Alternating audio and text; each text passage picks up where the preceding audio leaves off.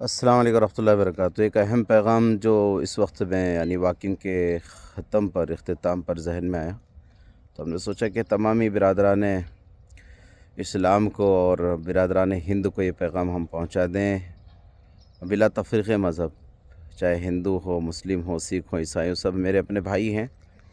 पैगाम ये है कि इस वक्त में जो हमारे मुल्क के हालात हैं, बहुत ही ज़्यादा यानी इख्तलाफी शक्ल इख्तियार कर चुके हैं। यानी मुखालफत है, दुश्मनी और क्या कहेंगे उसको, अदावत, बिला वजह का टेंशन है। सबको ये सोच लेना चाहिए कि हम सब एक ईश्वर की संतान हैं। हम सब का खालिक, मालिक, राज़िक, खिलाने वाला, पिलाने वाला, सुलाने वाला, रुलाने वाला, हँसाने वाला, हमारे अपने बिज़नेस को बढ़ाने वाला और हमारे अपने बिज़नेस को ख़त्म करने वाला, हर चीज़ के मामले में। और हम में से हर एक का अक़ीदा और यकीन है। बस ईमान वाले कहते हैं कि अल्लाह हमारा पालनहार है, और हमारे हिंदू भाई वगैरह कहते हैं कि ईश्वर और परमेश्वर, भगवान गॉड ही हम सब का रखवाला है। ये बात बिल्कुल पक्की है और सच्ची है कि हम सब का खालिक, मालिक सिर्फ़ और सिर्फ़ एक अल्लाह है।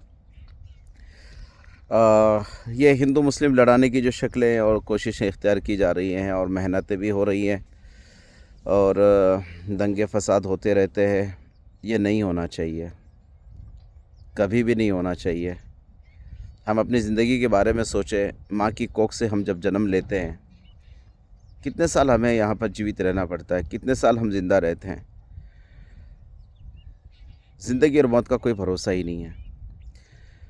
बचपना खेल कूद में निकल जाता है, जवानी कुछ मेहनत और किसी की अय्याशी में निकल जाती है, और बुढ़ापा तो अफसोस में निकल जाता है। हर दिन यानी पर डे हम लोग 8 घंटा सोते हैं।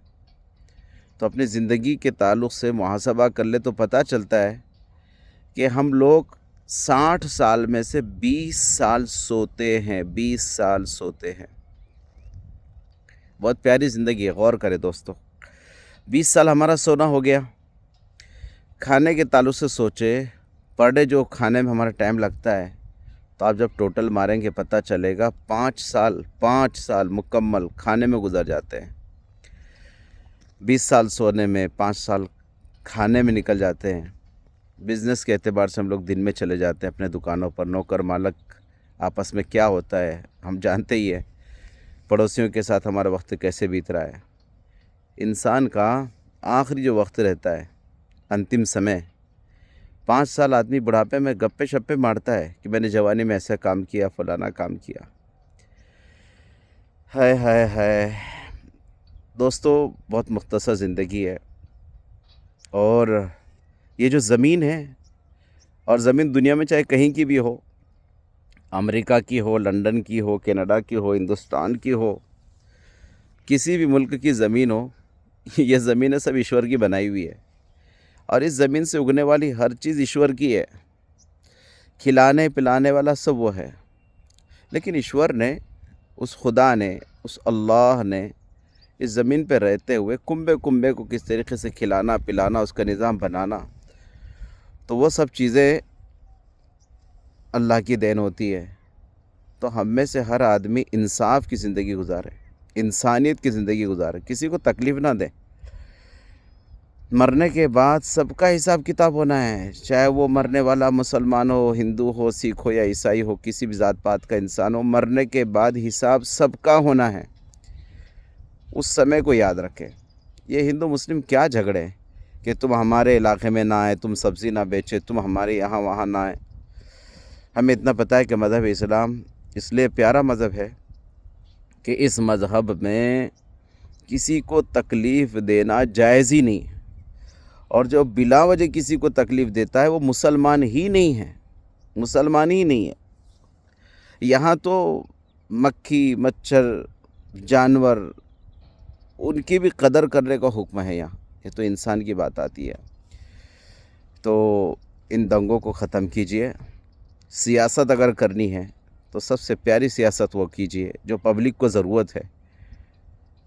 पहले सियासत, हम बहुत छोटे थे तो हमें अपने इलाके में जब वोटिंग के लिए लोग आते थे तो हम उसकी ज़बानें उनकी जो चलती थी और हमारे कान जो सुनते थे, हम सड़कें अच्छी बनाएंगे, नालियाँ अच्छी बनाएंगे, कचरा उठाने का इंतज़ाम करेंगे, बच्चों को शिक्षा अच्छी देंगे, स्कूलों को अच्छा सा करेंगे, रिपेयर करवाएंगे, गवर्नमेंट के ऑफिसेज़ का इंतज़ाम अच्छा होगा, माँ बहनों के लिए हम ऐसा करेंगे, अपंग के लिए ऐसा होगा, बूढ़ों के लिए स्कीम लाएंगे।